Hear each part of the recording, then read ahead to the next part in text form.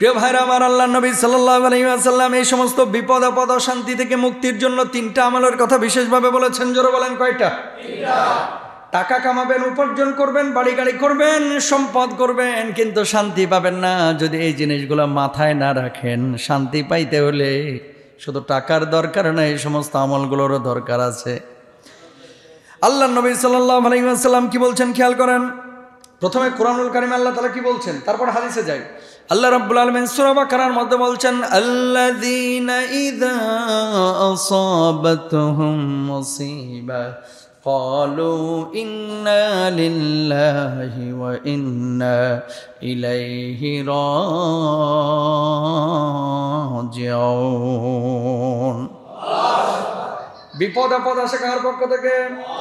যখন বিপদ আসলে আপনি বলবেন, আল্লাহ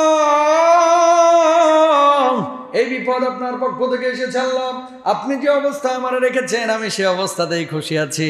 আপনি যদি আমার অশান্তিতে রেখে আপনি খুশি হন, আমি তাতেও খুশি। আলহামদুলিল্লাহ বলেন না।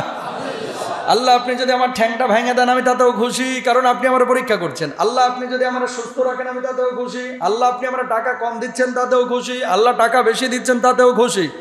আল্লাহ রাব্বুল আলামিন যে হালতে আপনারা রেখেছেন, এই সময় যদি আপনি আল্লাহকে বলেন, আল্লাহ আপনার খুশিতেই আমি খুশি, যে অবস্থায় আপনি রেখেছেন, পৃথিবীর বুকে ওই মানুষটার চাইতে বড় সুখী মানুষ আর হতে পারে না, ঠিক কিনা?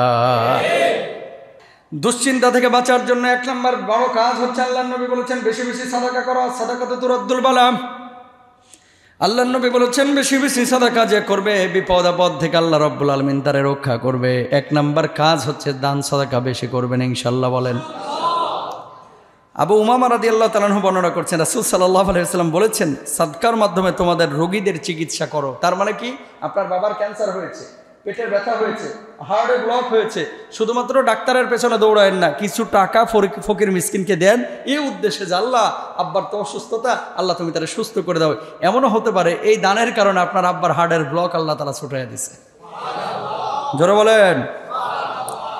2 নম্বর আল্লাহর নবী বলছেন ইস্তেগফার বেশি বেশি করো। যদি আন্তরিকভাবে প্রশান্তি চাও, ইস্তেগফার কি করা লাগবে?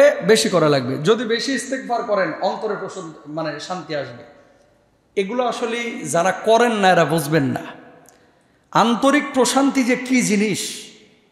আবারও বলি, মারাত্মক কথা কিন্তু ভাই এটা। আপনার অন্তর যদি পরিশুদ্ধ না হয়, শান্তির অন্তর না হয়, মানসিক টেনশন যদি থাকে, কোনো কাজ করে আপনি মজা পাবেন না, কোনো কাজে না। এবং কাজ করলে ক্রিয়েটিভিটি আনতে পারবেন না। এই জন্য মাথাটাকে আগে ক্লিয়ার রাখতে হবে। আর মাথা অন্তর ক্লিয়ার রাখার প্রথম ওষুধ হচ্ছে ইস্তেগফার করা। সুবহানাল্লাহ বলেন। আল্লাহর নবী বলছেন, ওয়াল্লাহি লা আস্তাগফিরুল্লাহ ওয়া আতুবু ইলাইহি আকতার মিন 70 মাররাতান। আল্লাহর নবী বলছেন প্রতিদিন আমি 70 বারের বেশি আল্লাহর কাছে ইস্তেগফার করি, তওবা করি।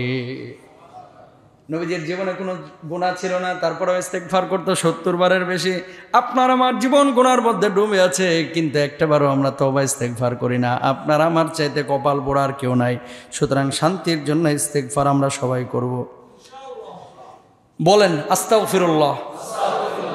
এটা তো সবাই বলতে পারেন, এখানে একজন এরকম পাওয়া যাবে না যে হুজুর এটাও জানি না। ও যদি এরকম কথা বলে তাহলে আর এখনই ধরে বাঁধেন গাছের সাথে।